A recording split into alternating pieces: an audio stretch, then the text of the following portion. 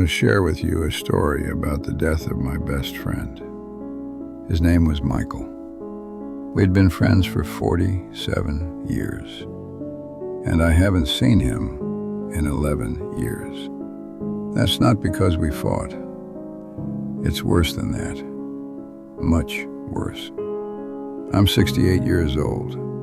Michael was 67. We met when we were 8 years old. 3rd grade. Columbus Elementary. We were inseparable. Brothers, really. Did everything together. Until we didn't.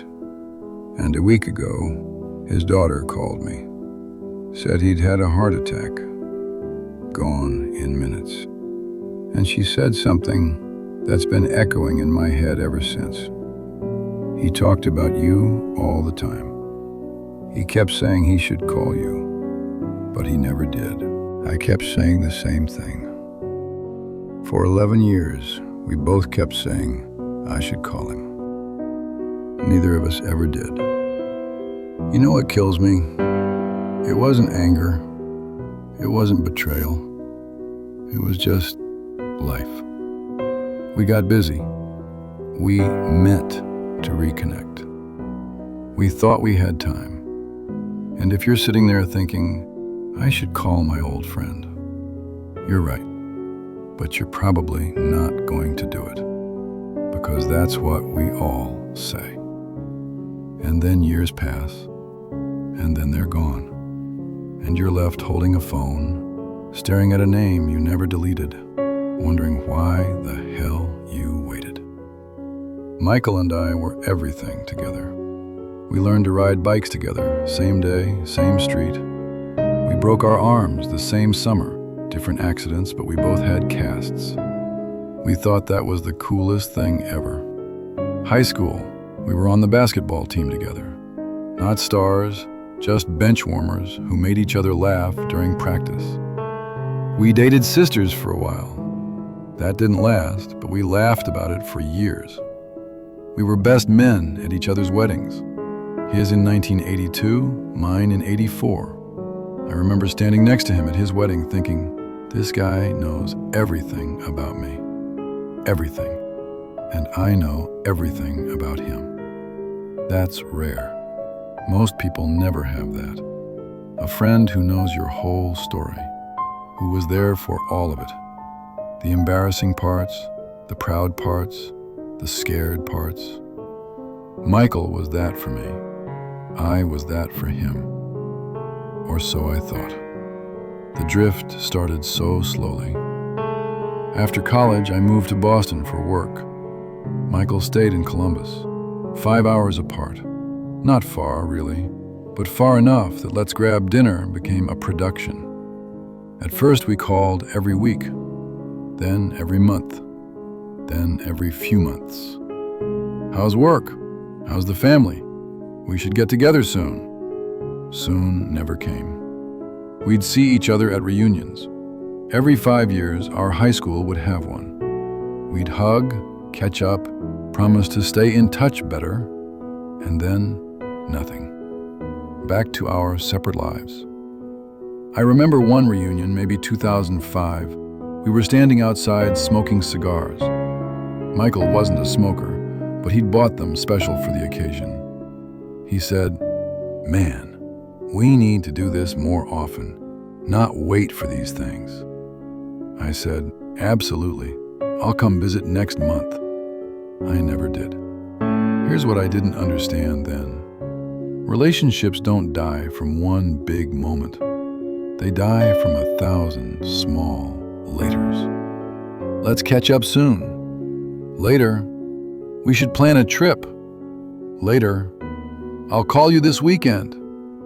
Later is a disease. It's how friendships fade, because later feels safe. Later means you still care. Later means the friendship still exists. Later means there's still time. Until there isn't.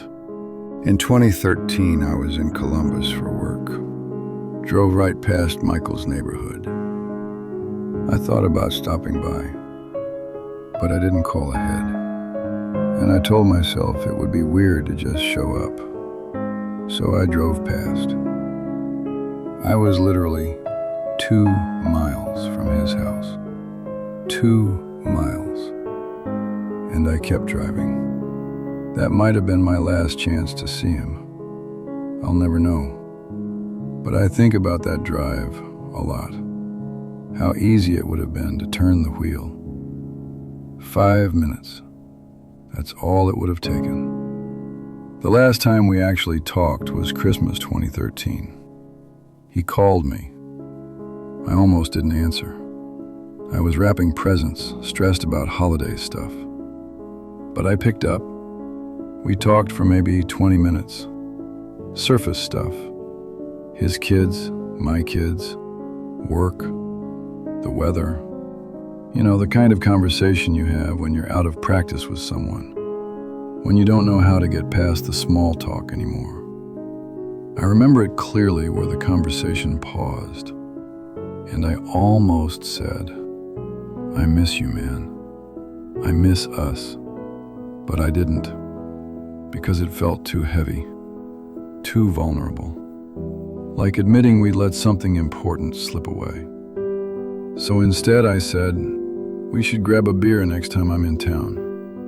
He said, "Definitely, don't be a stranger," and we hung up. That was 11 years ago. We never talked again. After Michael's daughter called me, I went to Facebook. Michael and I were friends on there. We'd like each other's posts sometimes. Never commented, just liked. The minimum acknowledgement that we still existed to each other. I scrolled through his profile, looking at his life from a distance. His kids graduated college. He became a grandfather 3 years ago. His wife retired. They went to Ireland last year. Always wanted to go there. I knew none of this. Not really. I saw the pictures, but I didn't know. Then I found the messages. Our DM thread. The last message was from me, January 2018. I'd sent him happy birthday. He'd replied, "Thanks, brother." I'd read it, never responded. But here's what killed me. In 2020, during COVID, he'd typed out a message. I saw it in the drafts. Never sent. "Hey man, I've been thinking about you. This whole pandemic has me thinking about life, about who matters. You matter. I miss our friendship. I know we let it go, but maybe we could fix that? Maybe we could actually talk?" He never sent it. I don't know why. Maybe he thought I wouldn't respond. Maybe he thought it was too late. Maybe he just chickened out. I'll never know.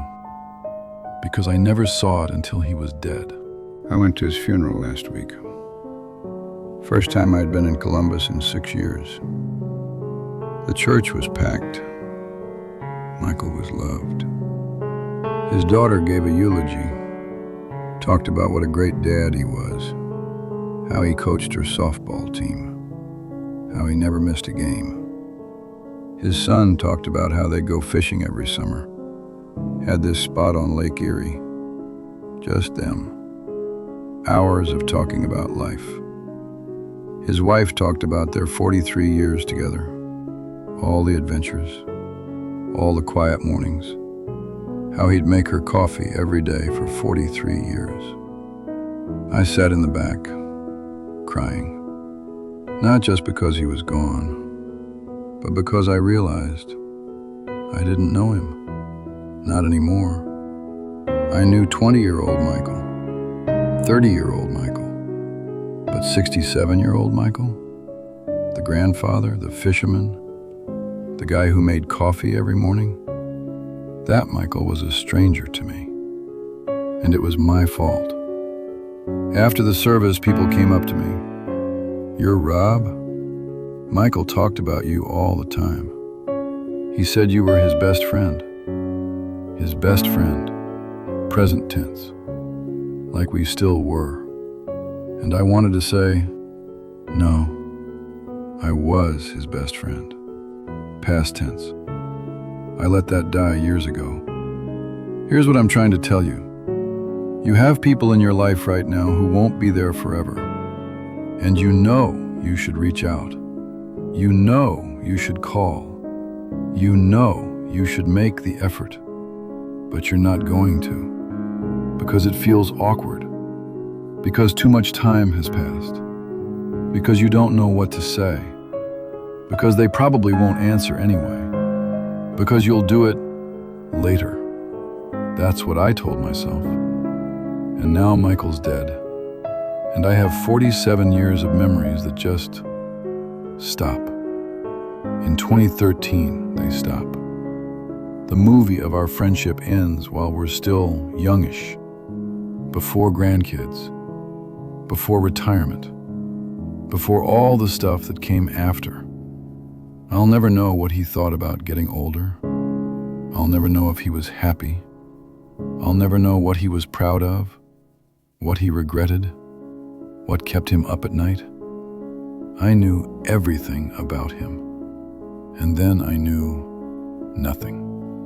So here's what I need you to hear. If there's someone you've been meaning to call them today. Not tomorrow, not next week, today. I don't care if it's been 2 years, or 10 years, or 20 years. I don't care if it's awkward. I don't care if you don't know what to say. Say this: I've been thinking about you. I miss our friendship. I'm sorry I let so much time pass. That's it. That's all you need. Because here's the thing. They probably miss you too. They probably think about you. They probably have been meaning to reach out. But they're waiting for you. And you're waiting for them. And while you're both waiting, time is running out. Michael and I both waited. We both thought we had time. We both thought the friendship would always be there, on pause, ready to resume whenever we felt like it. We were wrong. I'm 68 years old. I don't know how many years I have left, but I'm not making this mistake again. This week I'm calling 3 people I've been meaning to call. People I let drift away. It's going to be awkward. I don't care. And you know what? Sharing this with you today, it's lifted something off my chest. The guilt I've been carrying since that phone call from Michael's daughter. Telling you this story, admitting my mistakes out loud, it's given me a kind of peace. Not complete peace. I'll always carry this regret, but at least now I'm doing something about it. At least now I'm warning you, so you don't end up like me. You should do the same. Right now, after this video, pick up your phone. Find that name you've been avoiding. Call them. Don't be me, sitting in the back of a funeral, crying for a friendship that died years before the person did. This channel shares stories like mine. Subscribe if you need the reminder to live better. Comment with the name of the person you're going to call. And if this hits you hard, share it, because someone else needs to hear this too. Call them today, before it's too late.